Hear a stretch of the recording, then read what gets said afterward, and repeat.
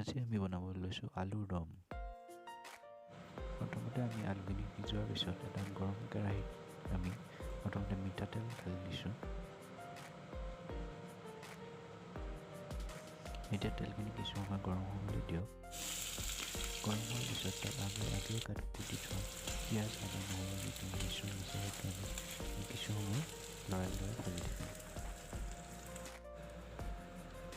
অলপ সময় ভজাৰ পিছত আমি তাতে জিৰা গুড়ি অলপমান 2 চামুচমান দি ল'ব।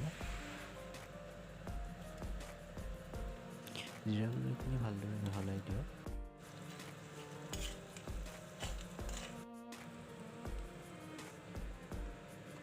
জিৰা গুড়িখিনি মিহলোৱা হোৱাৰ পিছে আমি পাঁচফোৰণ দি দিম। পাঁচফোৰণ, জিৰা গুড়ি গোটেইখিনি আমি ভালদৰে ভাজি লওঁ। এতিয়া তাত এটা তেজপাত দি দিয়ক।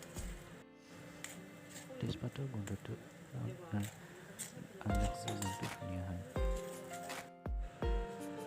এতিয়া তাত কেইটামান দালচেনি, ইলাইচি আৰু লং দি দিয়ক। এতিয়া আমি সিজোৱা যিখিনি আলু আছিল সেইখিনি আমি ভাজি লওঁ।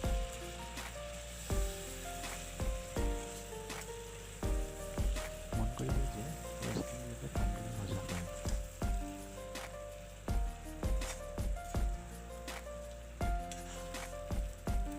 এতিয়া কিছু সময় এনেদৰে আলু আৰু পিঁয়াজৰ মিশ্ৰণখিনি ভালদৰে ভাজক। মন কৰিব যে ৰংটো যাতে ৰঙচুৱা হয়।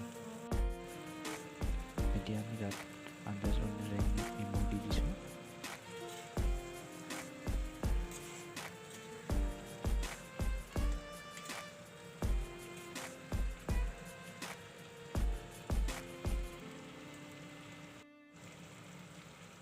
এতিয়া তাত এটা আমি জলকীয়া দি দিছোঁ।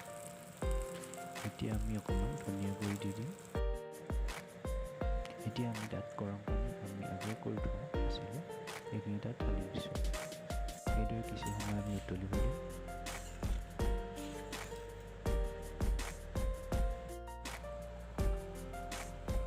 এইদৰে উতলোতে আমি যিবিলাক ফেন উঠে আঞ্জাখনত সেইখিনি যাতে আমি চাইড কৰি কাটি দিওঁ। এতিয়া আঞ্জাখন ভালদৰে উতলিব দিয়ক।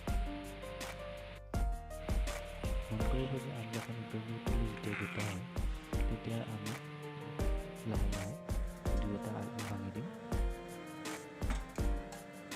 এতিয়া আঞ্জাখন মোটামুটি হৈ গৈছে। এয়া চাওক, গোটা আলুৰ দম। এতিয়া গৰমে ভাতৰ লগত পৰিৱেশন